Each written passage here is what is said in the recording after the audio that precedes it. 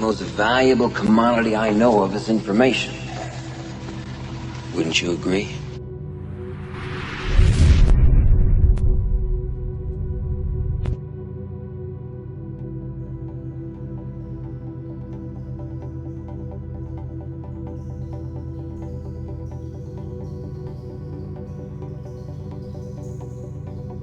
I'd like to tell you about the strangest secret in the world.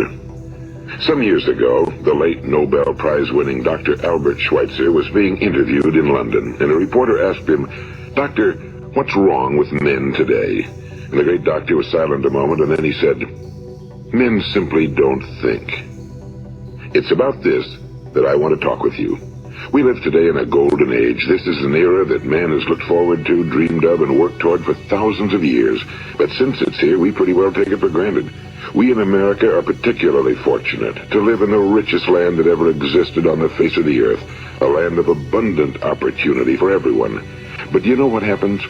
Well, let's take 100 men who start even at the age of 25. Do you have any idea what will happen to those men by the time they're 65? These 100 men who all start even at the age of 25 believe they're going to be successful. If you asked any one of these men if he wanted to be a success, he'd tell you he did. And you'd notice that he was eager toward life, that there was a certain sparkle to his eye, an erectness to his carriage, and life seemed like a pretty interesting adventure to him. But by the time they're 65, 1 will be rich. 4 will be financially independent. 5 will still be working. 54 will be broke. Now think a moment. Out of the 100, only 5 make the grade. Now why do so many fail? What has happened to the sparkle that was there when they were 25? What's become of the dreams, the hopes, the plans? And why is there such a large disparity between what these men intended to do and what they actually accomplished? When we say about 5% achieve success, we have to define success. And here's the best definition I've ever been able to find. Success is the progressive realization of a worthy ideal. If a man is working toward a predetermined goal and knows where he's going, that man is a success. If he's not doing that, he's a failure. Success is the progressive realization of a worthy ideal. Rollo May, the distinguished psychiatrist, wrote a wonderful book called Man's Search for Himself. And in this book he says, the opposite of courage in our society is not cowardice. It is conformity. And there you have the trouble today. It's conformity, people acting like everyone else without knowing why, without knowing where they're going. Now think of it. In America right now, there are over 18 million people 65 years of age and older. And most of them are broke. They're dependent on someone else for life's necessities. Now, we learn to read by the time we're 7. We learn to make a living by the time we're 25. Usually by that time, we're not only making a living, we're supporting a family. And yet, by the time we're 65, we haven't learned how to become financially independent in the richest land that has ever been known. Why? We conform. And the trouble is that we're acting like the wrong percentage group, the 95 who don't succeed. Now, why do these people conform? Well, they really don't know. These people believe that their lives are shaped by circumstances, by things that happen to them, by exterior forces. They're outer-directed people. A survey was made one time that covered a lot of men, working men, and these men were asked, why do you work? Why do you get up in the morning? 19 out of 20 had no idea. If you ask them, they'll say, well, everyone goes to work in the morning, and that's the reason they do it, because everyone else is doing it. Now let's get back to our definition of success. Who succeeds? The only person who succeeds is the person who is progressively realizing a worthy ideal. He's the person who says, I'm going to become this, and then begins to work toward that goal. I'll tell you who the successful people are. A success is the school teacher who's teaching school because that's what he or she wants to do. The success is the woman who's a wife and mother because she wanted to become a wife and mother and is doing a good job of it. The success is the man who runs the corner gas station because that was his dream. That's what he wanted to do.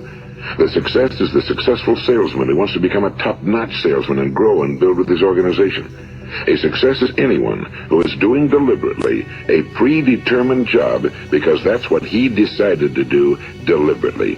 But only 1 out of 20 does that. That's why today there isn't really any competition unless we make it for ourselves. Instead of competing, all we have to do is create. You know, for 20 years I looked for the key which would determine what would happen to a human being. Was there a key I wanted to know which would make the future a promise that we could foretell to a large extent? Was there a key that would guarantee a person's becoming successful if he only knew about it and knew how to use it? Well, there is such a key, and I've found it. Have you ever wondered why so many men work so hard and honestly without ever achieving anything in particular, and others don't seem to work hard and yet seem to get everything? They seem to have the magic touch. You've heard them say that about someone. Everything he touches turns to gold. And have you ever noticed that a man who becomes successful tends to continue to become successful? And on the other hand, have you noticed how a man who's a failure tends to continue to fail? Well, it's because of goals. Some of us have goals, some don't. People with goals succeed because they know where they're going. It's that simple. Think of a ship leaving a harbor, and think of it with the complete voyage mapped out and planned. The captain and crew know exactly where it's going and how long it'll take. It has a definite goal. Now, 9,999 times out of 10,000, it will get to where it started out to get. Now, let's take another ship, just like the first, only let's not put a crew on it or a captain at the helm. Let's give it no aiming point, no goal, no destination. We just start the engines and let it go. I think you'll agree with me that if it gets out of the harbor at all, it will either sink or wind up on some deserted beach, a derelict. It can't go anyplace because it has no destination and no guidance, and it's the same with a human being. Take the salesman, for example. There's no other person in the world today with the future of a good salesman. Selling is the world's highest paid profession, if we're good at it and if we know where we're going. Every company needs top-notch salesmen, and they reward those men. The sky's the limit for them. But how many can you find? Someone once said the human race is fixed, not to prevent the strong from winning, but to prevent the weak from losing. The American economy today can be likened to a convoy in time of war. The entire economy is slowed down to protect its weakest link, just as the convoy had to go at the speed that would permit its slowest vessel to remain in formation. That's why it's so easy to make a living today. It takes no particular brains or talent to make a living and support a family today. So we have a plateau of so-called security, if that's what a person's looking for. But we do have to decide how high above this plateau we want to aim. Now let's get back to the strangest secret in the world, the story that I wanted to tell you today. Why do men with goals succeed in life and men without them fail? Well, let me tell you something which, if you really understand it, will alter your life immediately. If you understand completely what I'm going to tell you from this moment on, your life will never be the same again. You will suddenly find that good luck just seems to be attracted to you. The things you want just seem to fall in line, and from now on you won't have the problems, the worries, the gnawing lump of anxiety that perhaps you've experienced before. Doubt, fear, well, they'll be things of the past. Here's the key to success and the key to failure. We become what we think about. Now let me say that again. We become what we think about. Throughout all history, the great wise men and teachers, philosophers and prophets have disagreed with one another on many different things. It's only on this one point that they are in complete and unanimous agreement. Listen to what Marcus Aurelius, the great Roman emperor, said. A man's life is what his thoughts make of it. Disraeli said this. Everything comes if a man will only wait. I've brought myself by long meditation to the conviction that a human being with a settled purpose must accomplish it, and that nothing can resist a will that will stake even existence for its fulfillment. Ralph Waldo Emerson said this, a man is what he thinks about all day long. William James said, the greatest discovery of my generation is that human beings can alter their lives by altering their attitudes of mind. And he also said, we need only in cold blood act as if the thing in question were real, and it will become infallibly real by growing into such a connection with our life that it will become real. It will become so knit with habit and emotion that our interest in it will be those which characterize belief. And he also said, if you only care enough for a result, you will almost certainly attain it. If you wish to be rich, you will be rich. If you wish to be learned, you will be learned. If you wish to be good, you will be good. Only you must then really wish these things and wish them exclusively, and not wish at the same time 100 other incompatible things just as strongly. In the Bible, you read in Mark 9:23, if thou canst believe, all things are possible to him that believeth. My old friend Dr. Norman Vincent Peale put it this way, This is one of the greatest laws in the universe. Fervently do I wish I had discovered it as a very young man. It dawned upon me much later in life, and I found it to be one of the greatest, if not my greatest discovery outside of my relationship to God. The great law, briefly and simply stated, is that if you think in negative terms, you will get negative results.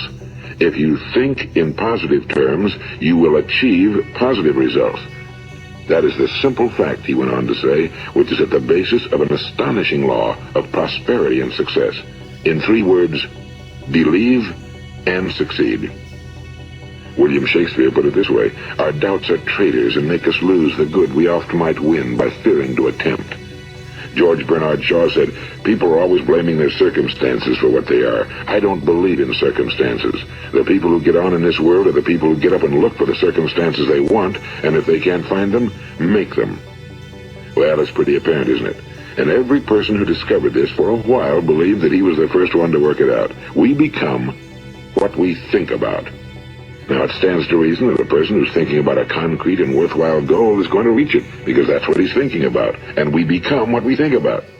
Conversely, the man who has no goal, who doesn't know where he's going, and whose thoughts must therefore be thoughts of confusion and anxiety and fear and worry, becomes what he thinks about. His life becomes one of frustration and fear and anxiety and worry. And if he thinks about nothing, he becomes nothing. Now, how does it work? Why do we become what we think about? Well, I'll tell you how it works as far as we know. Now, to do this, I want to tell you about a situation that parallels the human mind. Suppose a farmer has some land, and it's good fertile land. Now, the land gives the farmer a choice. He may plant in that land whatever he chooses. The land doesn't care. It's up to the farmer to make the decision. Now, remember, we're comparing the human mind with the land because the mind, like the land, doesn't care what you plant in it. It will return what you plant, but it doesn't care what you plant. Now let's say that the farmer has 2 seeds in his hand. One is a seed of corn, the other is nightshade, a deadly poison. He digs 2 little holes in the earth and he plants both seeds, one corn, the other nightshade. He covers up the holes, waters, and takes care of the land, and what will happen? Invariably, the land will return what's planted. As it's written in the Bible, as ye sow, so shall ye reap. Now remember, the land doesn't care. It'll return poison in just as wonderful abundance as it will corn. So up come the 2 plants, one corn, one poison. Now, the human mind is far more fertile, far more incredible and mysterious than the land, but it works the same way. It doesn't care what we plant. Success, failure. A concrete, worthwhile goal, or confusion. Misunderstanding, fear, anxiety, and so on.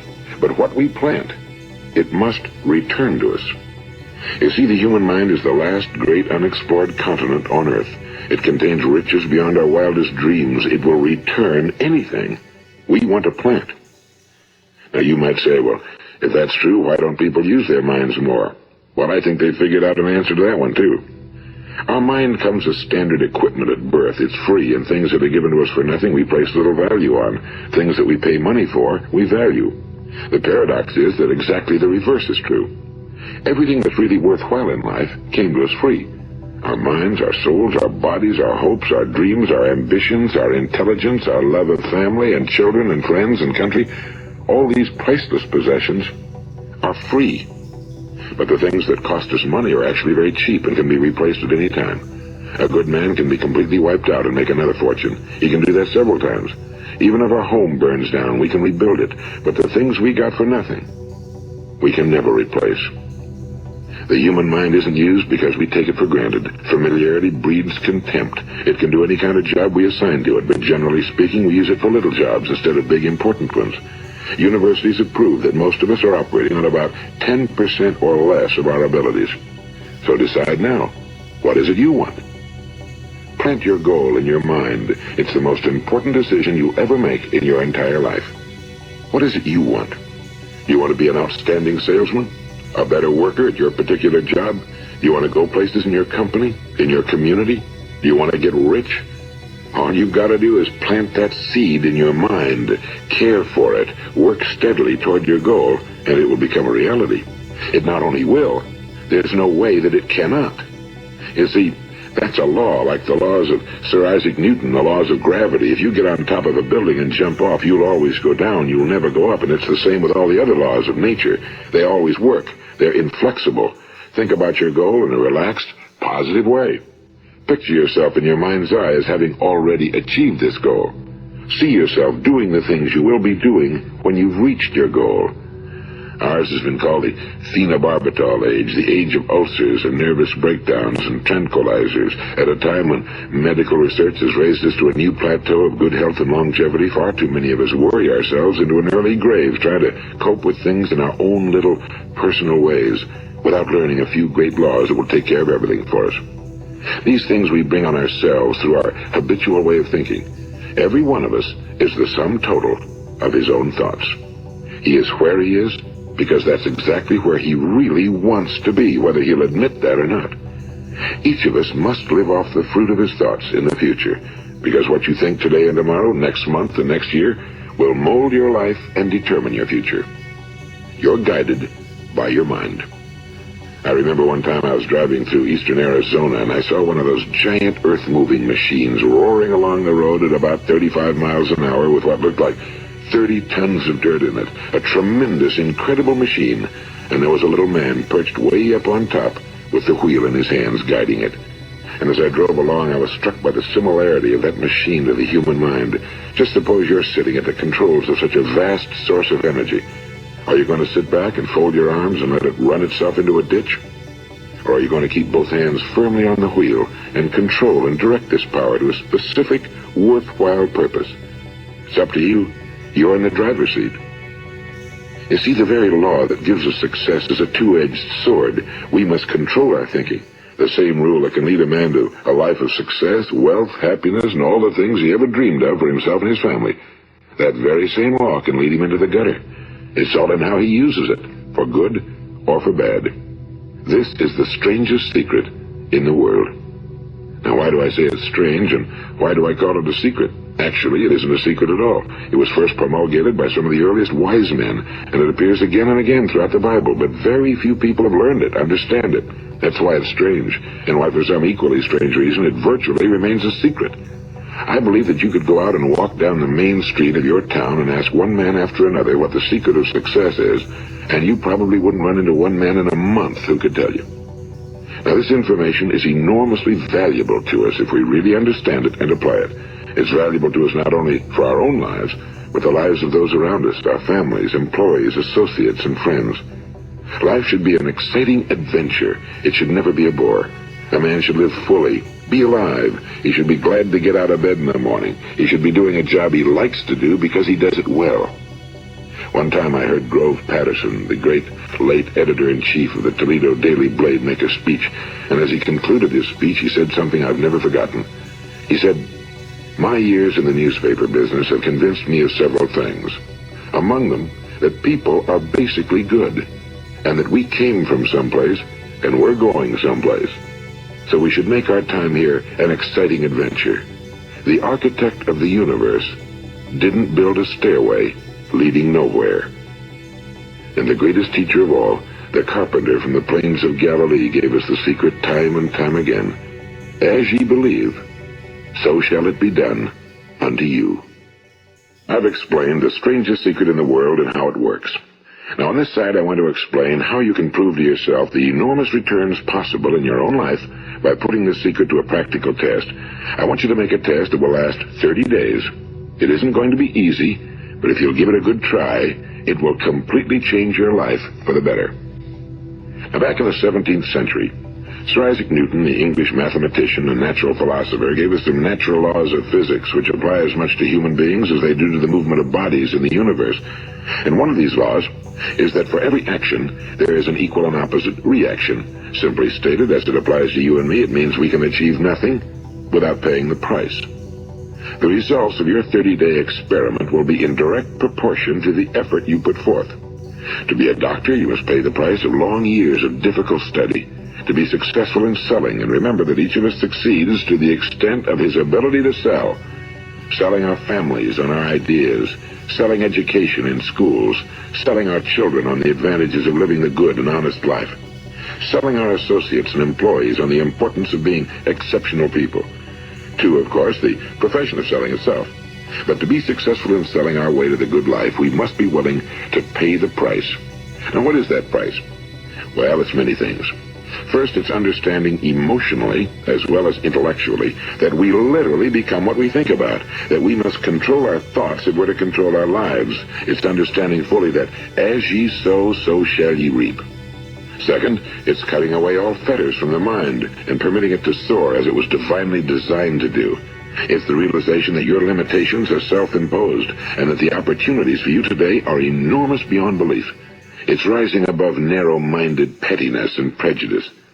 And third, it's using all your courage to force yourself to think positively on your own problem, to set a definite and clearly defined goal for yourself, to let your marvelous mind think about your goal from all possible angles, to let your imagination speculate freely upon many different possible solutions, to refuse to believe that there are any circumstances sufficiently strong to defeat you in the accomplishment of your purpose, to act promptly and decisively when your course is clear, and to keep constantly aware of the fact that you are at this moment standing in the middle of your own acres of diamonds, as Russell Conwell used to point out. And fourth, save at least 10% of every dollar you earn. It's also remembering that no matter what your present job, it has enormous possibilities if you're willing to pay the price. Now let's just go over the important points in the price each of us must pay to achieve the wonderful life that can be ours. It is, of course, worth any price. 1. You will become what you think about. 2. Remember the word imagination and let your mind begin to soar. 3. Courage. Concentrate on your goal every day. 4. Save 10% of what you earn. And 5. Action. Ideas are worthless unless we act on them. Now I'll try to outline the 30-day test I want you to make. Keep in mind that you have nothing to lose by making this test and everything you could possibly want to gain. There are two things that may be said of everyone. Each of us wants something, and each of us is afraid of something. I want you to write on a card what it is you want more than anything else. It may be more money. Perhaps you'd like to double your income or make a specific amount of money. It may be a beautiful home. It may be success at your job. It may be a particular position in life. It could be a more harmonious family. Each of us wants something. Now write down on your card specifically what it is you want. Make sure it's a single goal and clearly defined. You needn't show it to anyone, but carry it with you so that you can look at it several times a day. Think about it in a cheerful, relaxed, positive way each morning when you get up, and immediately you have something to work for, something to get out of bed for, something to live for. Look at it every chance you get during the day and just before going to bed at night. And as you look at it, remember that you must become what you think about, and since you're thinking about your goal, you realize that soon it will be yours. In fact, it's yours really the moment you write it down and begin to think about it. Look at the abundance all around you as you go about your daily business. You have as much right to this abundance as any other living creature. It's yours for the asking. Now we come to the difficult part. Difficult because it means the formation of what is probably a brand new habit, and new habits are not easily formed. Once formed, however, it will follow you for the rest of your life. Stop thinking about what it is you fear. Each time a fearful or negative thought comes into your consciousness, replace it with a mental picture of your positive and worthwhile goal. And there will come times when you'll feel like giving up. It's easier for a human being to think negatively than positively. That's why only 5% are successful. You must begin now to place yourself in that group. For 30 days, you must take control of your mind. It will think about only what you permit it to think about. Each day for this 30-day test, do more than you have to do. In addition to maintaining a cheerful, positive outlook, give of yourself more than you've ever done before. Do this knowing that your returns in life must be in direct proportion to what you give. The moment you decide on a goal to work toward, you're immediately a successful person. You are then in that rare and successful category of people who know where they're going. Out of every 100 people, you belong to the top 5. Don't concern yourself too much with how you're going to achieve your goal. Leave that completely to a power greater than yourself. All you have to do is know where you're going. The answers will come to you of their own accord and at the right time. Remember these words from the Sermon on the Mount, and remember them well. Keep them constantly before you this month of your test. Ask, and it shall be given you.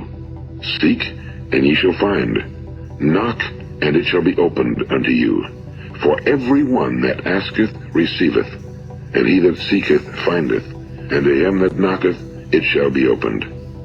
It's as marvelous and as simple as that. In fact, it's so simple that in our seemingly complicated world, it's difficult for an adult to understand that all he needs is a purpose and faith. For 30 days, Do your very best. If you're a salesman, go at it as you've never done before, not in a hectic fashion, but with the calm, cheerful assurance that time well spent will give you the abundance in return you deserve and want. If you're a homemaker, devote your 30-day test to completely giving of yourself without thinking about receiving anything in return, and you'll be amazed at the difference it makes in your life. No matter what your job, do it as you've never done it before for 30 days. And if you've kept your goal before you every day, you'll wonder and marvel at this new life you've found. Dorothea Brand, the outstanding editor and writer, discovered it for herself and tells about it in her fine book, Wake Up and Live. Her entire philosophy is reduced to the words, act as though it were impossible to fail. She made her own test with sincerity and faith, and her entire life was changed to one of overwhelming success. Now, you make your test for 30 full days. Don't start your test until you've made up your mind to stick with it. You see, by being persistent, you're demonstrating faith.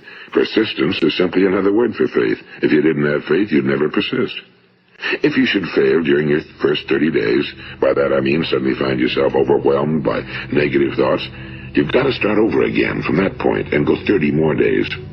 Gradually, your new habit will form until you find yourself one of that wonderful minority to whom virtually nothing is impossible. And don't forget the card. It's vitally important as you begin this new way of living. On one side of the card, write your goal, whatever it may be. On the other side, write the words we've quoted from the Sermon on the Mount. Ask, and it shall be given you. Seek, and ye shall find. Knock, and it shall be opened unto you. Nothing great was ever accomplished without inspiration. See that during these crucial first 30 days, your own inspiration is kept at a peak. And above all, don't worry. Worry brings fear, and fear is crippling. The only thing that can cause you to worry during your test is trying to do it all yourself. Know that all you have to do is hold your goal before you. Everything else will take care of itself. Remember also to keep calm and cheerful. Don't let petty things annoy you and get you off course. Now, since making this test is difficult, some will say, why should I bother? Well, look at the alternative. No one wants to be a failure. No one really wants to be a mediocre individual. No one wants a life constantly filled with worry and fear and frustration. Therefore, remember that you must reap that which you sow. If you sow negative thoughts, your life will be filled with negative things. If you sow positive thoughts, your life will be cheerful, successful, and positive. Now, gradually, you have a tendency to forget what you've heard on this recording. Play it often. Keep reminding yourself of what you must do to form this new habit. Gather your whole family around at regular intervals and listen to what's been said here. You know, most men will tell you that they want to make money without understanding the law. The only people who make money work in a mint. The rest of us must earn money. This is what causes those who keep looking for something for nothing or a free ride to fail in life. The only way to earn money is by providing people with services or products which are needed and useful. We exchange our time and our product or service for the other man's money. Therefore, the law is that our financial return will be in direct proportion to our service. Now, success is not the result of making money. Making money is the result of success, and success is in direct proportion to our service. Most people have this law backwards. They believe that you're successful if you earn a lot of money. The truth is that you can only earn money after you're successful. It's like the story of the man who sat in front of the stove and said to it, give me heat, and then I'll add the wood. How many men and women do you know, or do you suppose there are today, who take the same attitude toward life? There are millions. We've got to put the fuel in before we can expect heat. Likewise, we've got to be of service first before we can expect money. Don't concern yourself with the money. Be of service, build, work, dream, create. Do this and you'll find there's no limit to the prosperity and abundance that will come to you. Prosperity, you know, is founded upon a law of mutual exchange.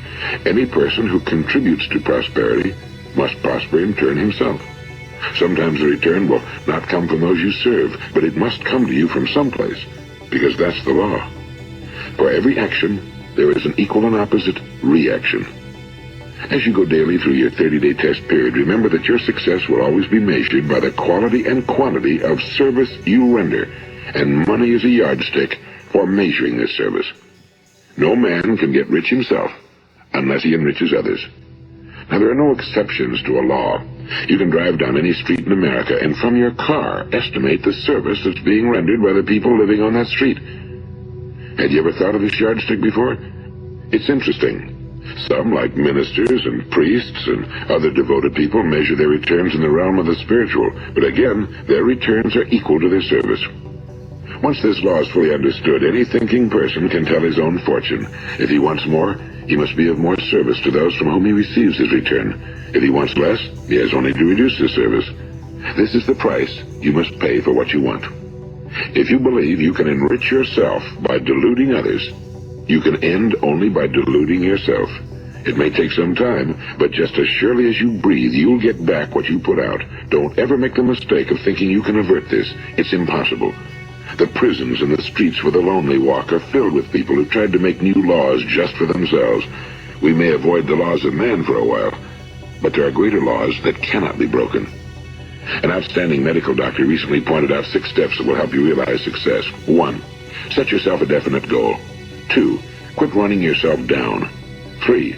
Stop thinking of all the reasons why you cannot be successful and instead think of all the reasons why you can. 4.